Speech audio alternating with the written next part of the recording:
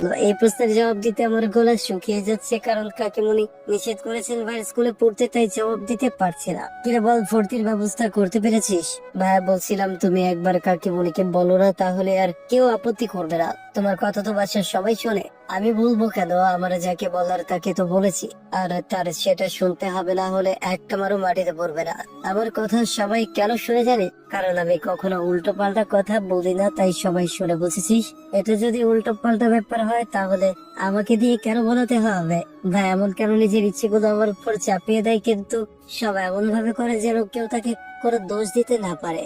এই যে ভাবনার রানী, ভাবনার বক্সটা বন্ধ করে খাবারটাকে দিবেন নাকি হাতে কামড় বসাবো? তাড়াতাড়ি খাবার নিয়ে আমতা আমতা করে বললাম, ভাই বলছিলাম কি, আমি পুরো স্কুলে পড়লে হয় না? আমি এটা বলার সাথে সাথে ঘরের পরিবেশটা পুরো বদলে গেল। ভাইয়া হাত থেকে খাবারের পরবর্তী প্লেটটা পার্ট নিয়ে গুলি এই ছুঁড়ে ফেলে চ্যানেলে দিয়ে দেব, উঠে সবাই দাঁড়ালো। এই চ্যানেলটি লক্ষ্য করলাম আমি সাবস্ক্রাইব করে কিছু রাখেন। বুঝে ওঠার আগে ভাইয়ের রেগে আগুন হয়ে গিয়েছে। ভাই হাত মুষ্টি করে দাঁতে দাঁত চেপে মৃদু শব্দে কাকিমণিকে ডাকতে লাগলো। সে চিৎকার না করলেও আমি বেশ বুঝতে পারছি ভাইয়া প্রচন্ড রেগে গিয়েছে, কিন্তু তার কারণটা কি বুঝলাম না। মা আবার রুমে এসে তো একবার ভাইকে আটকানোর বৃথা চেষ্টা করে বললাম, কি হয়েছে ভাইয়া, কাকিমণিকে ডাকছো কেন? আমাকে বলো না, আমি করে দিচ্ছি। ভাইয়া অগ্নি দৃষ্টিতে একবার তাকালো, কিন্তু কিছু বললো না। ভাইয়ার ডাকার ভাঙচুরের শব্দে কাকিমণি, আমার মা সহ সবাই ছুটে আসলো। এসে প্লেটার খাবার মেঝেতে দেখে সবাই অবাক হলো। কাকিমণি এগিয়ে এসে প্রশ্ন করলেন, কি ব্যাপারে জয়, কি হয়েছে? ভাইয়া শান্ত করে বলল, মা আজ আমি নিচে খেতে যাইনি কেন? কাকিমণি অবাক হলেও স্বাভাবিক ভাবেই উত্তর দিল, তুই ঘুমিয়ে গিয়েছিলি তাই। এবার ভাইয়া চিৎকার করে বলে উঠলো, তাহলে এই মেয়েটার সাহস হলো কি করে আমার ঘুম ভাঙানোর? ভাইয়ের চিৎকারে ঘরের সবাই কেঁপে উঠেছে, বিশেষ করে আমি।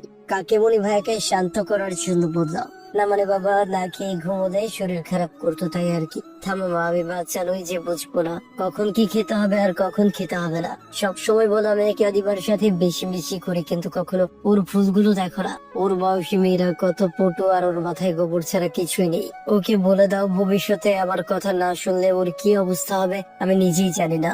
এবার ভাই আমার দিকে এগিয়ে এসে বললো, এই বাসায় থাকতে হলে মানুষের মতো চলতে হবে, আমার কথা মানতে হবে, বুঝেছিস? তুই এমন অগোছালো ছন্দ ছাড়া পশুর মতো চলা যাবে না। যদি আমার কথা না শুনিস তোর সাথে কি ঘটবে সেটা নিশ্চয়ই বুঝতে পারছিস।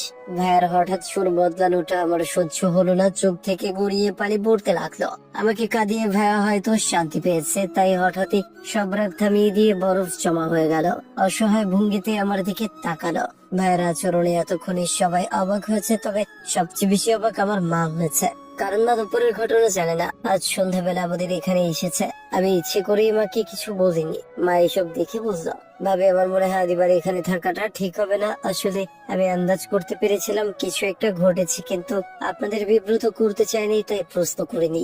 মায়ের কথায় কাকিমা লজ্জা পেলেন, তাড়াতাড়ি বললেন, শাহানা তুমি অযথা চিন্তা করছো, তেমন কিছু হয়নি। আসলে আদি বুঝতে পারেনি। ভাবে তুমি আমার মেয়েদের নিজের মেয়ের মতোই আগলে রাখো, এই নিয়ে আমার কোনো সন্দেহ নেই। কিন্তু আদিবা একটু দুষ্টু প্রকৃতির মেয়ে। গ্রামে তো সারাদিন ছোটাছুটি করতো, তাই এখানে মানিয়ে নিতে পারছে না। ও এখানে থাকলে সমস্যা হবে। তার চেয়ে আমি বরং ওকে নিয়ে যাই, সাদিয়া এখানে থাকো। মায়ের কথা শেষ হওয়ার আগে ভাইয়া বলে উঠলো, চাচি আম্মা তুমি কি বোঝাতে চাইছো?